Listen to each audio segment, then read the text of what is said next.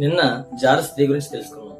మరి ఈరోజు వ్యభిచారులైన పురుషుల వలన, చెడు స్నేహితుల వలన జీవితం ఎలా నాశనమైపోతుందో ఒకసారి తెలుసుకుందాం. చెడు స్నేహితుల వల్ల జీవితం నాశనం అవుతుందా? వ్యభిచారం వల్ల జీవితమే కుప్పకొల్పోతుందా? ఇది నిజమా అని ఆలోచించుకుంటే, బైబిల్ గ్రంథంలో దావీదు గారు ఏం చేశారు తెలుసా?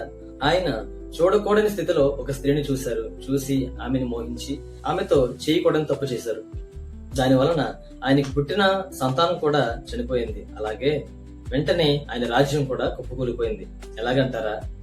చెడు చూపు వలన, వ్యభిచారం వలన దావీదు గారికి కొడుకు చనిపోతే, మరి ఆయన కొడుకైన అమ్నోను చేసిన తప్పు.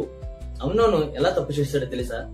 అమ్నోను తన తండ్రి కుమార్తె అయిన తామారుని పాడు చేశాడు. తన స్నేహితుడైన యెహోనాదాబు మాటలు విని తనకున్న కోరికను తన ఇంకా మరింతగా ప్రేరేపించి తన తప్పు చేసేలా చేసింది తన స్నేహితుడైన యెహోనాదాబు. యెహోనాదాబు తప్పు చేయించడం వలన అమ్నోను ఘోరమైన చావు రుచి చూశాడు.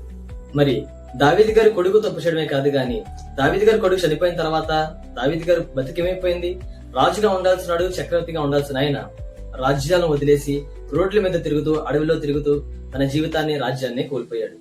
మరి వ్యభిచారం లేకపోతే చెడు స్నేహం జీవితాలని పాడు చేయడమే కాదు, బైబిల్ గ్రంథం చెప్తుంది కదా, వ్యభిచారులు దేవుని రాజ్యాన్ని స్వతంత్రించుకోలేరట.